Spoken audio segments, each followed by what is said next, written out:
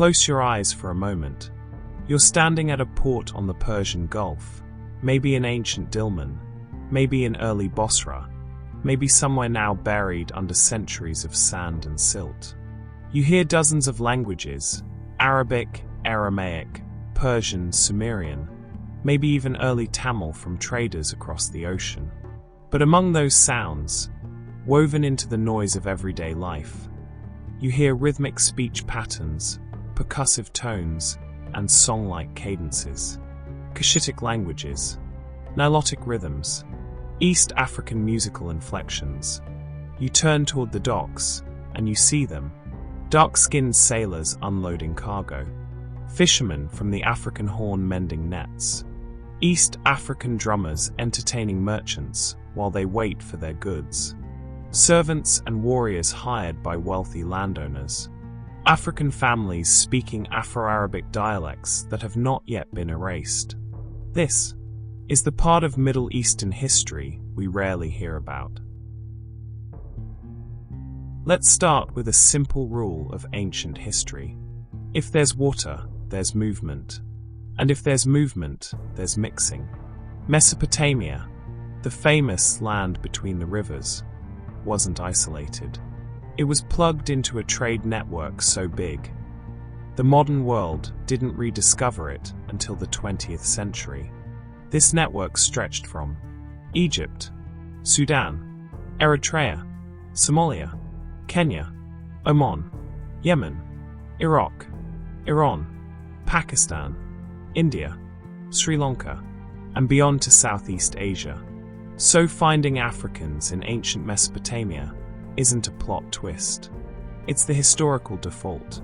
If Africans weren't present in the region, that would actually be the weird part. Yet somehow modern retellings give us this idea that Mesopotamia was full of light brown people. Then suddenly, surprise, Africans arrived during slavery. No. The African presence wasn't a jump scare cameo. It was a slow, steady presence baked into the region's foundations. Let's zoom in. Trade networks that never slept. From the 3rd millennium BCE onward, Mesopotamian cities were pumping out goods. Barley, dates, wool, textiles, crafted metal, pottery, incense. But they needed things they didn't have. Hardwood, ivory, gold, exotic animals, spices, sailing expertise, and yes, people. So they looked south and east toward African and Indian Ocean regions. African sailors were already experts at monsoon navigation, deep-sea fishing, constructing large, stitched plank boats, navigating by the stars. When your civilization depends on the ocean, you hire the best, and in many cases, the best were East African. African expertise in early boats. This is one of my favorite, history was way more advanced than you think, facts. Africans on the eastern coast were building ocean-worthy ships, when some parts of the world were still figuring out farming. The Egyptians even sent expeditions to Punt, likely the Horn of Africa, using vessels that were basically the ancient equivalent of steel-hulled cargo ships. So why is it shocking that Africans could sail to Arabia, or the Persian Gulf, or southern Iraq? Spoiler, it's not. Africans in pre-Abbasid Iraq. Textual evidence suggests Africans were in Iraq as early as the Sumerian era, the Akkadian Empire, the Babylonian period, the Neo-Assyrian period, and the Persian Achaemenid world. That covers, about 3,000 years of history. They were described as boatmen, guards, workers, mercenaries, porters, herders, rowers, pearl divers, fishermen, and entertainers. But here's what's crucial. They were not all enslaved. Many were free migrants or hired specialists. The idea that African equals enslaved is a modern racial distortion, not an ancient truth. African soldiers in Mesopotamian armies. Early militaries were surprisingly diverse. Remember, empires are like group projects. Everyone gets roped in. African fighters served as archers, slingers, guards, cavalry auxiliaries, chariot crew, naval fighters. Why? Because African archers from Nubia and the Sudanese borderlands were legendary, and African seamen were famous for naval skill. Assyrians even wrote about hiring bowmen from the Black Lands. Those aren't cameo roles, those are strategic positions. If there's one thing empires have always loved, it's good music. And African musicians were prized in temples, royal courts, festivals, taverns, military camps. The drum traditions of East Africa were so influential that even medieval Arab writers, centuries later, described Zanj drumming as powerful, complex, and enchanting. This is one of the few moments in Arab literature where racist writers accidentally compliment the people they were trying to demean. Whoops. Now let's widen the frame and talk about the Afro-Arabian land link. If Arabia is the bridge between Africa and Iraq, then Yemen and Oman are the handrails, the parts you grab onto as you cross. Ancient South Arabia, or Yemen, an Afrocentric civilization. Many early Yemeni groups, including the Sabaeans, Katabanians, and Himyarites, had mythological or genetic ties to the Horn of Africa. This wasn't Africans arrived late. This was Africans were always part of the fabric. Scholars even debate whether certain tribes were originally settled by migrating Cushitic groups. The languages have similar grammatical structures, shared vocabulary, matching pastoral terms, and some pre-Islamic poetry openly references black-skinned tribes living among Arabs. Oman and the East African connection. Oman is important because it sits right across from Somalia. Sailors there had daily contact with the Swahili coast, the Somali coast, the Horn, Madagascar, the Comoros, Zanzibar. By the time Omani sailors reached Mesopotamia, they often brought African workers, sailors, or families with them. So when later Abbasid writers described Zanj communities in Iraq, many of those communities had been forming for centuries. They didn't just spring up, they developed gradually. Now let's discuss the marshlands of Iraq, a natural hub for African labor. Let's zoom into one specific region, the southern Iraqi marshes near Bosra. Before modern drainage projects, these marshlands were enormous, a swampy labyrinth of reeds, canals, islands, and saline soil. Working these marshes required strength, stamina, boat skills, marshland adaptability, cooperative labor. African laborers, renowned for their physical endurance and seafaring ability, became heavily represented in this region. But again, not all were enslaved. Let's break it down. Number 1. Free laborers and migrants. Some Africans arrived as hired workers. They were paid, housed, and sometimes even allowed to settle permanently. These communities grew roots. Number 2 is enslaved workers in the pre-Abbasid era. Number 3 is out of environmental necessity. Marsh work required huge labor forces. Salt reclamation, the process of clearing salt-crusted soil to make it farmable, was brutal work. African workers, due to their maritime and swamp knowledge from East African coastlines, were seen as ideal. This isn't flattering, it's exploitative, but historically real. Number 4 is where the stage is forming. By the 7th century, African laborers were already entrenched in Bosra's marsh regions.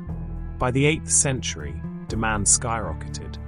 By the 9th century, the system cracked. But again, the rebellion doesn't happen yet. We're still in the build-up. Now let's go scientific.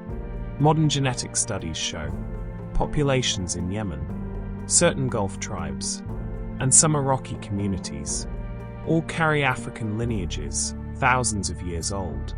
Not from the Islamic period, not from the medieval slave trade. Older, Bronze Age older. That means African ancestors were integrated into Arabian and Mesopotamian populations long before Islam. There is also archaeology. Artifacts in Mesopotamia resemble Nubian pottery shapes, East African bead designs, Red Sea maritime tools. Some burial sites show African cranial traits, indicating long-term settlement, not transient cameo populations. Migration pattern.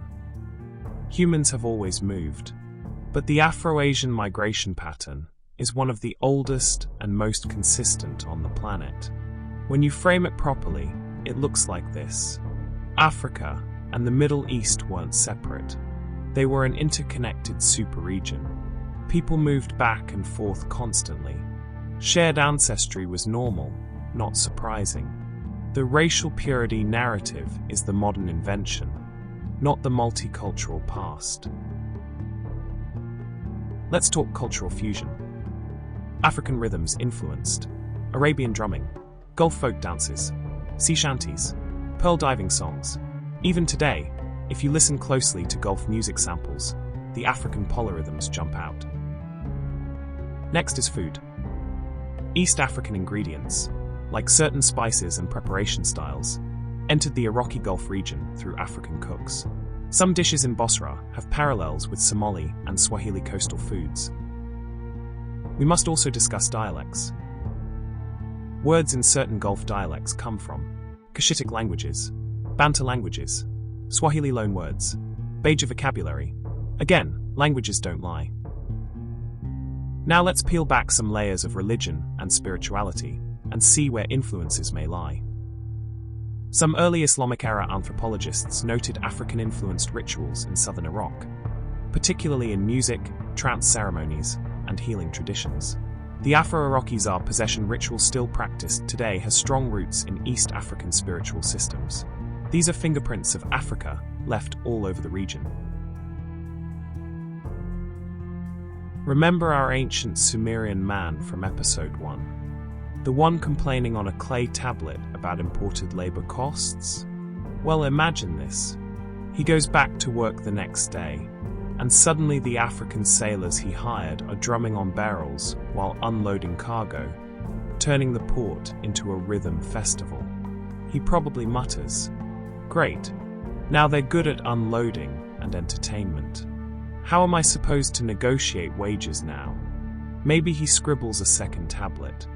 Note to self, never hire people who can do two jobs at once, especially if one of them makes the entire crowd dance. Even in antiquity, Africans brought culture wherever they traveled. Here's the part where we zoom out and confront something uncomfortable. Much of this African history was intentionally downplayed or erased in later centuries. Not always by malice, sometimes by selective memory, but mostly because Arab nationalism, European racial theories, Ottoman identity politics, and colonial scholarship all contributed to a Middle East cleaned of its African roots.